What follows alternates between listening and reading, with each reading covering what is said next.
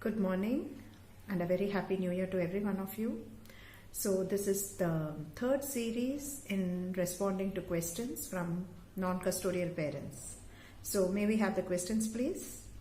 So the one important question from a distraught parent: how does a non-custodial parent deal with the primary custody parent who is authoritative, doesn't put co-parenting in proper practice and dictates term? Right. This is surely a very serious concern. Now, in this case, there are two areas that you need to consider. One thing is, if the person is not abiding by the law, I would suggest that you get in touch with your lawyer and seek his or her opinions on that aspect. But as a mental health professional, as a counselor, I would be able to help you to understand how to handle your own emotions in this area when you are being treated shabbily by the ex-spouse. So this kind of an authoritarian attitude needs to be handled with extreme care and with a lot of assertiveness. So it's very important for you to set it's very common that you would actually feel extremely emotional, you would feel helpless, and you would also feel very angry. But it's extremely important for you to keep all of these things at check. Remember that the person is already authoritarian and the person might be just looking for the lamest excuse to turn it against you and say that because of your emotional instability that you don't deserve to even have the visiting rights. So you need to be very careful here, and you need to keep a very continuous check on your emotions and handle the situation very assertively. There is little that you can do with his attitude, but there's a lot that you can do with learning how to handle his attitude in a very mature and a very assertive manner. And it's only with practice that you will be able to do this, and I do hope that you are able to handle it effectively. Do not allow these emotions or his behavior affect your relationship with the child when you are meeting her.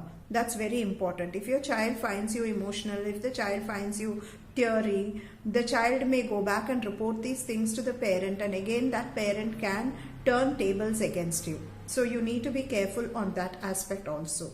In case you need any further help, you're most welcome to get in touch with me personally. Next question is, yeah, how do you tackle an ex-spouse whose attitude is, be happy, at least you're allowed to see her? So if it's only the attitude, and I think you just need to ignore it and be clear that you have the visitation rights and you are meeting the child as per law. I don't think you can do anything about the person's attitude. But if it is stepping into your area and interfering with your visitation rights, probably you will need to take some legal steps. Now, if it is your own emotions where you're feeling that you're being treated badly by the person, then again my response to the first question would hold good here also. It's very important for you to handle yourself effectively. It's really sad that parents do not remember that in their fights the children are getting affected. It's a marriage can end up in a divorce, but then if both spouses are mature and keep the welfare of the child in mind, they would be able to handle the entire thing effectively. So here you do not have much control as to how the other person is, but you can to a great extent handle yourself effectively, and you need to be more assertive in this situation. Last but the most difficult, but which is not impossible, is also to let go. When I say let go, I am not referring to you letting go your visitation rights. I am referring to your letting go of expectations that your ex-spouse would be considerate, letting go of expectations that your ex-spouse would understand your parenting needs and their parenting skills, letting go the expectations that in any aspect that your ex-spouse is going to understand you. If you are able to let go these expectations, you will be at a much peace and you will be at a better space to handle this entire situation. I hope my responses have helped you. looking forward to being part of this journey in helping you to empower yourself as we move ahead in this new year. Happy New Year once again. Thank you. Have a nice day. Bye.